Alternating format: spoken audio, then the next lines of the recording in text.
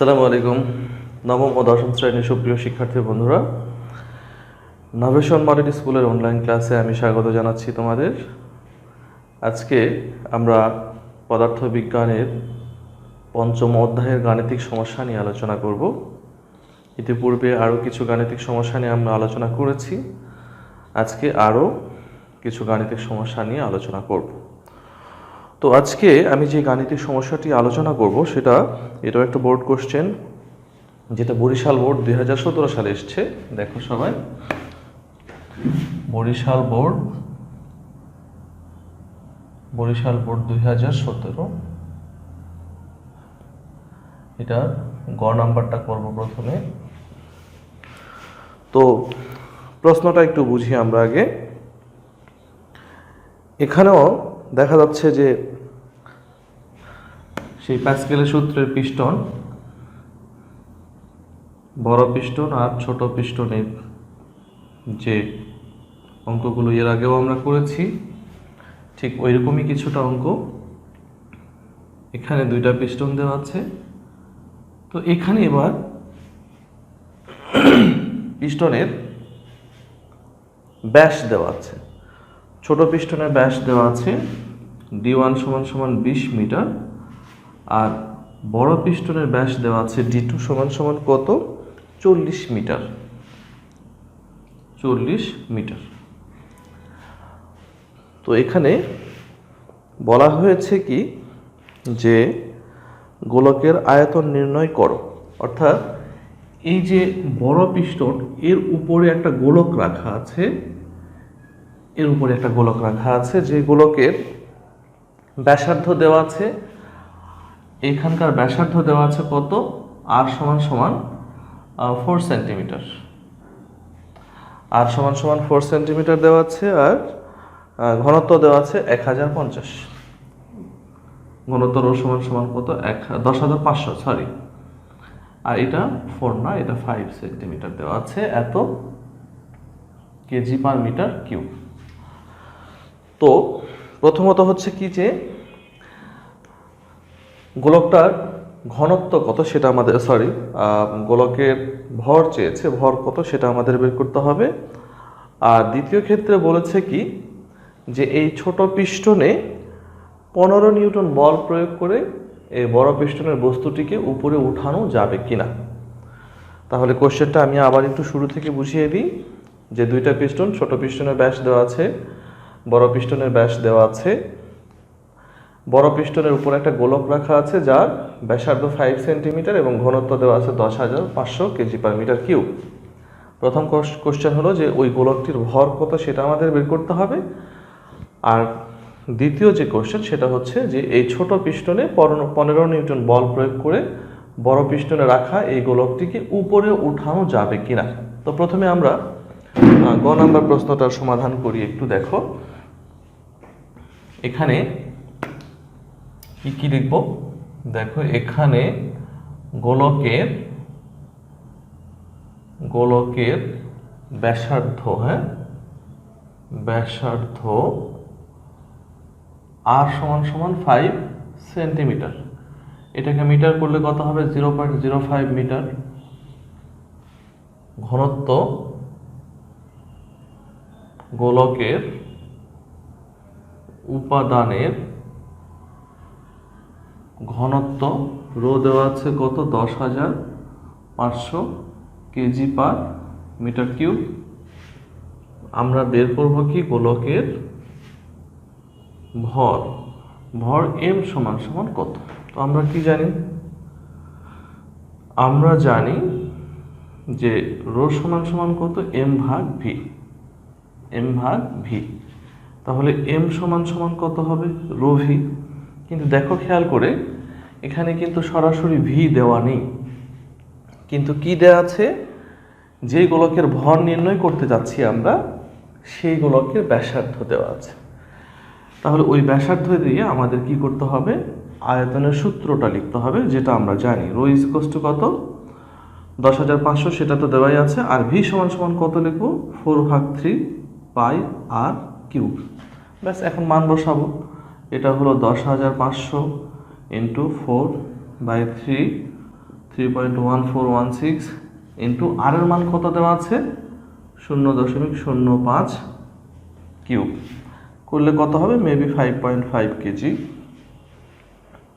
হ্যাঁ 5.5 কেজি। অতএব m সমান সমান 5.5 কেজি, এটা অ্যান্সার। হ্যাঁ এটাই হলো গোলকের ভর।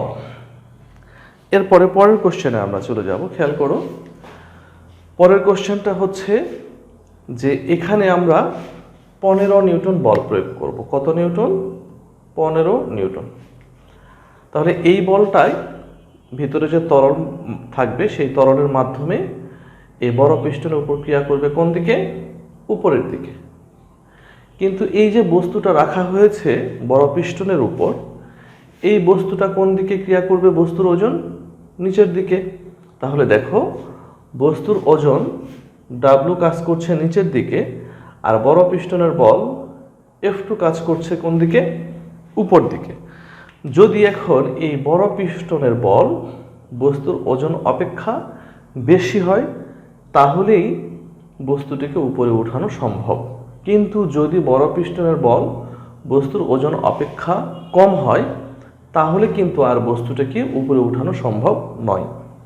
বাস্তব ক্ষেত্রে তুমি একটা বস্তুকে উপরে উঠাতে চাচ্ছ, তাহলে ওই বস্তুর ওজন যা, অবশ্যই তোমাকে তার থেকে বেশি বল প্রয়োগ করে বস্তুটিকে উঠাইতে হবে। যদি তার থেকে কম বল প্রয়োগ করো তাহলে তুমি বস্তুটিকে উঠাতে পারবা না। তো চলো আমরা প্রথমেই বড় পিস্টনে আমরা কত বল পাচ্ছি সেটা বের করে নিই। হ্যাঁ কি কি দেওয়া আছে এখানে আগে লিখে নিই। এখানে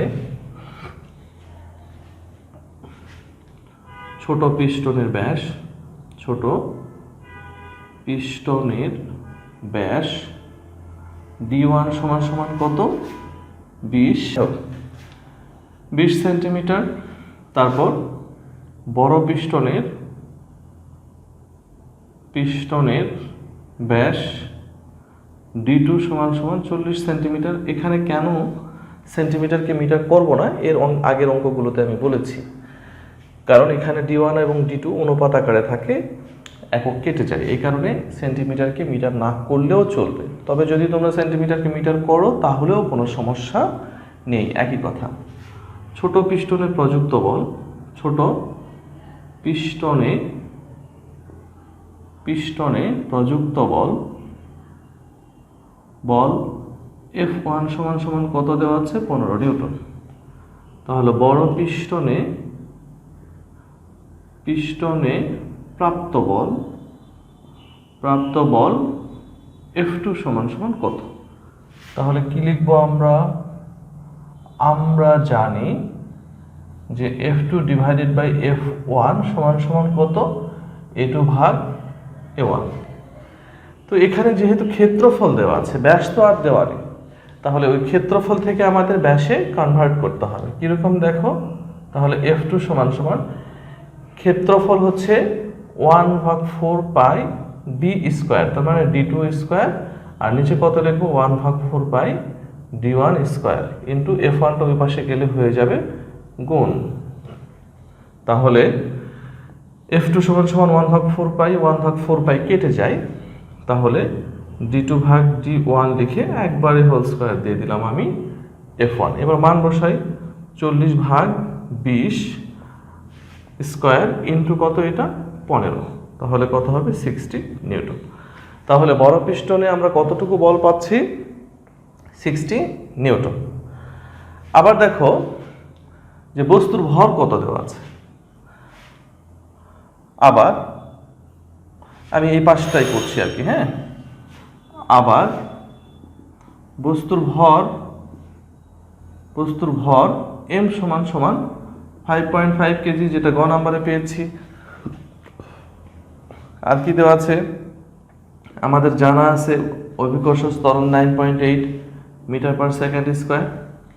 আর কি লিখবো? বস্তুর ওজন। বস্তুর ওজন W সমান সমান কত? তাহলে কি লিখবো? যে আমরা জানি W সমান সমান কত? mg। আমি পাশে একটু করে দিলাম 5.5 ইন্টু 9.8, কত হবে এটা?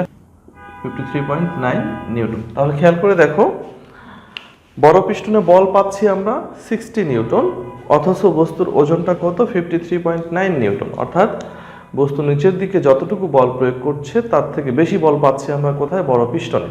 তার মানে বড় পিস্টনে বলটি প্রয়োগ করে বা বড় পিস্টনে যে বলটি আমরা পাচ্ছি সেই বল দিয়ে বস্তুটিকে উপরে ওঠানো সম্ভব। তাহলে কি লিখবো? যে যেহেতু F2 is greater than W, অতএব কি লিখবো? গোলকটিকে উপরে ওঠানো সম্ভব। বস্তুটিকে উঠানো